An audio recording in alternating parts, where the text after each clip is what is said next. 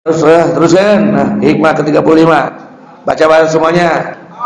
Aslu kulli ma'siyatin wa ghaflatin wa syahwatin ar-ridha anil wa aslu kulli ta'atin wa yaqzatin wa ifatin ridha minka anha wa li antashaba jahilan la yarda an nafsihi khairul laka min antashaba aliman yarda an nafsihi fa ayyu ilmin li alimin yarda an nafsihi wa ayyu jahlin li jahilin la yarda an nafsihi. Ya Salik, ini kita ceritanya sudah mulai turun dan belajar membimbing orang untuk sama-sama bersahabat. Aslu kulli maksiatin, mbahe saban-saban maksiat, yang menjadi mbahnya semua maksiat, wa ghaflatin, dan lupa kepada Allah, wa syahwatin, dan malas, lejogong syahwatin, dan malas adalah ar-ridho anin nafsi, ridho kepada hawa nafsu. Dituturkan an-nafsuka, terus kan, oh itu an-nafsuka tiflin tumilu ba'alahu biradai wa in yuktimhu fatimi ari nafsu kos budak anu eger lamun henteu dipasatusu tika wisan. Nah, nafsu itu seperti bayi. Kalau kita terus ikutin saja, dia akan membuat kita menjadi orang yang ahli maksiat. Dia akan membuat kita lupa kepada Allah. Dia akan menjadikan kita malas untuk beribadah. Betul tidak? Wa aslu kulli ta'atin, asal semua ta'at, wa yaqzatin, dan ingat, wa ifatin, dan bersemangat, ada ridho minka anha, tidak ridho kepada nafsu kita. Olah nafsu kita dari amaro wa ma mutmainna radiyah mardiyah. Yang ketujuh, itu satu, latih dulu nafsu. Setelah dilatih nafsu, baru wali antashaba jahilan, dan sesungguhnya kamu bersahabat dengan orang yang bodoh. Siapa yang bodoh? Siapa yang bodoh? Boleh bodoh, boleh? Yang tidak boleh apa? Wali antashaba jahilan, dan bersahabat dengan orang la yarda an nafsi, tapi dia tidak ridho dengan nafsunya. Dia mengolah dirinya, mengolah nafsunya. Khairun laka, itu lebih baik kepadamu, min antashaba aliman, daripada kamu bersahabat dengan orang yang berilmu, yarda an nafsihi, tapi mengikuti hawa nafsunya. Jadi lebih baik bersahabat dengan orang bodoh yang mengolah, daripada bersahabat dengan orang yang berilmu tapi dia mengikuti. Siapakah sahabat-sahabat tua? Ayo foto-fotonya. Para pahlawan Nagro. Yang pertama Mang Warsa. Mana Mang Warsa? Mang Warsa kerdi gitu. Biasanya beliau jam segini di nih. Ini Jenderal Warsa. Lihat pekerjaannya apa?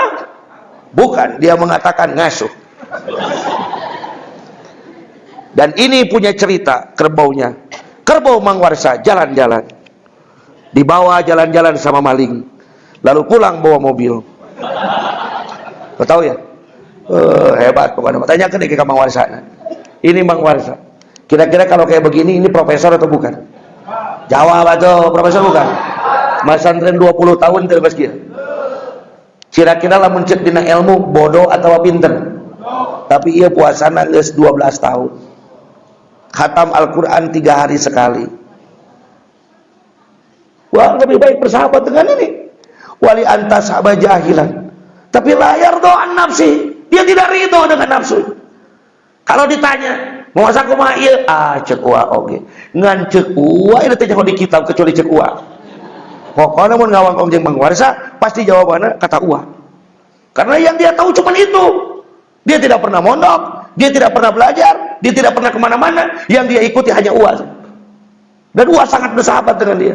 Alhamdulillah, kemarin bulan April beliau juga sampai ke Mekah, bisa melaksanakan umroh. Ieu Hajar Aswad aja sampai 2 kali bisa dekat dia.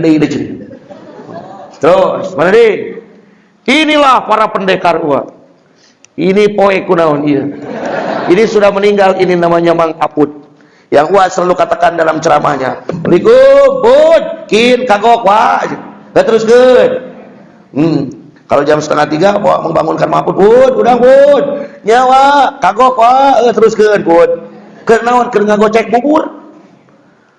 Dia ini orang yang paling baik dulu kalau pengumuman. Baik nu aya di sawah, baik nu aya di kebon, baik nu keur damel, baik nu keur cicing. Hayu ka masjid sadayana hayu. Maka disebutnya di sini orang yang paling baik dulu.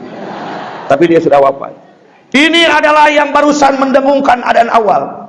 Nih, namanya Wardi Pecang. Kenapa disebut Wardi Pecang? Karena beliau dulu agak nakal, suka mencuri punya kebun orang lain.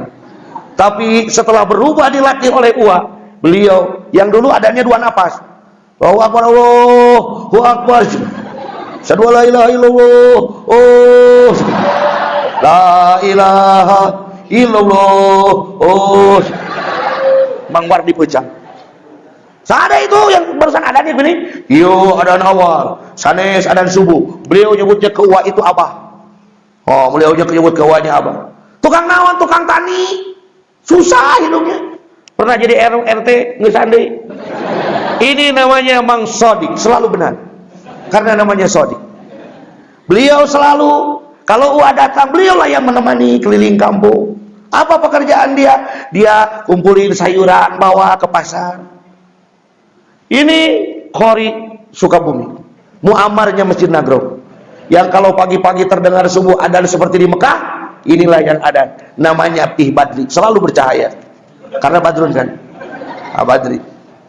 Inilah Pak, sahabat-sahabat Al-Mukarram Pangarsa Uwa Ajengan Jejen yang sudah melanglang buana di nasional, pencerah, penjelas hikam di mana-mana. Iya. Paham tidak? Jangan sampai nanti di kampung kita ingat hayang batu jengsi teman-teman dengan kekeserat. Lebih baik bersahabat dengan orang bodoh tapi tidak ridho dengan nafsunya, daripada bersahabat dengan orang pintar tapi ridho kepada nafsu. Fa ayyu ilmin li alimin yarda an nafsi. Lalu ilmu apa yang dipakai kalaupun dia masih ridho kepada nafsunya? Wa ayyu jahilin li jahilin. Dan tidak disebut orang bodoh bagi orang yang bodoh yang tidak ridho kepada nafsunya. Kaqaulika li alimin dzi ghaflah adzikru miftahun li babil hadra. Orang alim yang tidak mengamalkan ilmunya, yaitu ridho kepada nafsunya, itu disebutnya jahil. Sedangkan bodoh begini, yang tidak ridho kepada nafsunya, justru mereka inilah yang mengamalkan ilmunya. Ayo saling, ayo cari teman yang benar, cari teman yang benar. Karena di dalam ilmu psikologi pendidikan, Universitas Nabi Madrid, di dalam ilmu psikologi pendidikan, bahwa karakter pendidikan seseorang itu tergantung 80% pembentuk karakter pendidikan seseorang itu adalah lingkungannya. Jadi lingkunganlah yang membuat karakter orang dalam berpendidikan. Makanya kenapa di pesantren ini dibuat lingkungan seperti ini? Supaya at-tatbiq. Tatbiq itu pembiasaan. Pembiasaan, dibiasakan bangun jam 2, dibiasakan puasa, dibiasakan ngaji, dibiasakan khidmah, dibiasakan adab kepada guru. Terus setiap hari begitu kan, supaya jadi kebiasaan. Makanya Wah sebagai pencetus 10 pembiasaan akhlak mulia yang digojol di Pondok Pesantren Azania ini dan dijadikan perda di Kabupaten Sukabumi. 10 pembiasaan akhlak mulia. Supaya apa? Supaya jadi lingkungan yang benar. Maju dulu Torah. Jangan dulu baca. Ayo hiji deh ya tuh loh. Tunuh tak? Oh tuh waras ya. Ngomongnya jujur. Tunuh tak? Tunuh. Sarua abdi tunuh daya panonan. Mun bujur tunuh teu wajar. Nah, hati-hati awewe mah lamun panon beureum bujur muka. Oh. Mantak lamun aya rada bau aneh-aneh teh tong jangan jurig teu kadeuleu lah.